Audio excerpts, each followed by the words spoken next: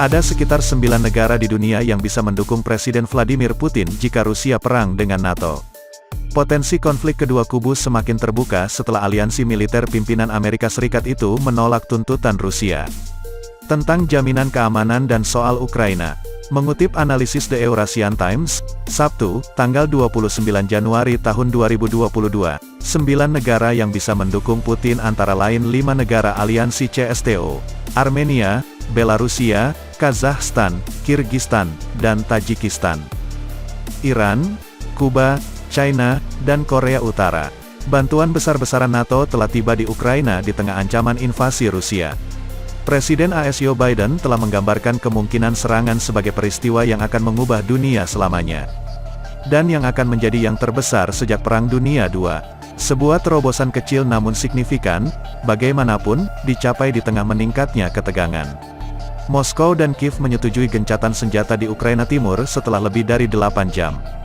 Diskusi di Paris yang berlangsung antara format Normandia yang terdiri dari Prancis dan Jerman selain Rusia dan Ukraina. Padahal pembicaraan ini merupakan sinyal positif setelah berbulan-bulan retorika keji dari kedua belah pihak. Ukraina telah diyakinkan akan semua dukungan dari AS dan NATO, meskipun kegagalannya secara resmi bergabung dengan blok militer itu sampai sekarang. Faktanya, pemicu utama bagi Rusia untuk melakukan penumpukan pasukan besar-besaran di dekat perbatasan Ukraina adalah rencana Ukraina untuk bergabung dengan organisasi anti-Rusia itu. Pada tahun 2021, NATO telah mengumumkan bahwa mereka menyambut baik aspirasi Ukraina dan Georgia untuk bergabung. NATO telah berjanji untuk membela Ukraina, rudal, tank, jet tempur, dan senjata lainnya secara konsisten tiba di Kiev. Unit-unit juga telah diidentifikasi oleh AS untuk ditempatkan di Eropa untuk menghalangi invasi Rusia. Saat ini, ada cukup kejelasan tentang siapa yang mengangkat senjata melawan Rusia. Namun, penting juga untuk mengidentifikasi negara-negara yang bisa mendukung Moskow jika perang pecah antara Rusia dan Ukraina yang didukung oleh NATO. Meskipun para ahli telah mengesampingkan perang skala penuh, kemungkinan lain tidak dapat dikesampingkan mengingat skala penumpukan militernya. Siapa yang bisa dukung Rusia?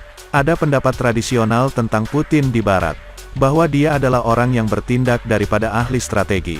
Faktanya, ketika Joe Biden mengambil alih kekuasaan, dia dengan belak-belakan mengatakan bahwa Vladimir Putin adalah seorang pembunuh yang telah membuat marah orang Rusia pada saat itu. Namun, seseorang tidak boleh melompat dan meragukan ketajaman strategis Putin. Moskow memiliki kelompok pro-Rusia dan bahkan pasukan di wilayah Donbas, Ukraina, yang telah lama dituduh menyebabkan ketidakstabilan di wilayah tersebut. Ini adalah mayoritas orang berbahasa Rusia. Jika terjadi perang, wilayah ini mungkin akan menjadi yang pertama memberikan dukungannya di belakang Rusia. Lalu, ada Collective Security Treaty Organization, CSTO. Sebuah blok militer yang mirip dengan NATO. Ini pada dasarnya adalah aliansi keamanan yang terdiri dari negara-negara pecahan Soviet. Jika diserang, 6 negara yang membentuk CSTO, Rusia, Armenia, Belarusia, Kazakhstan, Kirgistan, dan Tajikistan. Kemungkinan besar akan saling membela, karena penarikan tiba-tiba pasukan Amerika dari Afghanistan dan pengambilalihan oleh Taliban, kekhawatiran keamanan di antara negara-negara Asia Barat telah meningkat.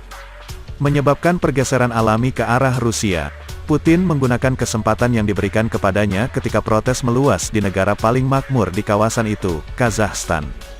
Dia mengerahkan pasukan untuk membantu pemerintah. Ini telah memulihkan kepercayaan negara-negara CSTO di Rusia dan aliansi secara keseluruhan. Terlepas dari kenyataan bahwa organisasi ini tidak dirancang untuk terlibat dengan masalah internal. Beberapa atau semua mitra ini pasti akan bergegas membantu Presiden Putin jika Rusia menginvasi Ukraina. Negara lain di kawasan Kaukasus, Azerbaijan, non-CSTO, juga diperkirakan akan mengabaikan seruan untuk bangkit melawan Rusia. Jika terjadi konflik, pada tahun 2020, Presiden Rusia menengahi gencatan senjata antara Armenia dan Azerbaijan yang memperebutkan wilayah Nagorno-Karabakh. Sementara seluruh dunia meminta mereka untuk mengakhiri perang.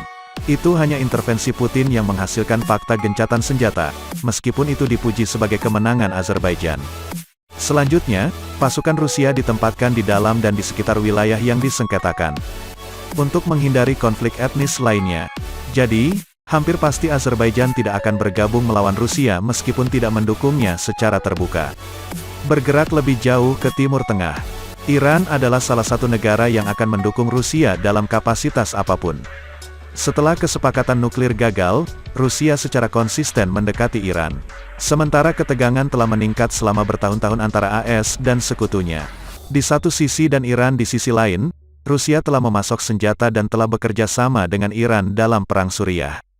Ketika hubungan antara Washington dan Teheran memanas setelah pembunuhan Jenderal Qasem Soleimani, Moskow mengutuk serangan itu.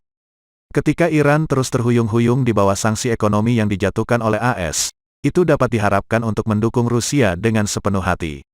Yang paling penting, ekonomi terbesar yang terlihat di dunia dan naga Asia, yaitu China adalah mitra utama Rusia. Moskow telah memperdalam kemitraannya dengan Beijing selama bertahun-tahun sementara ketegangan antara Barat dan China terus meningkat.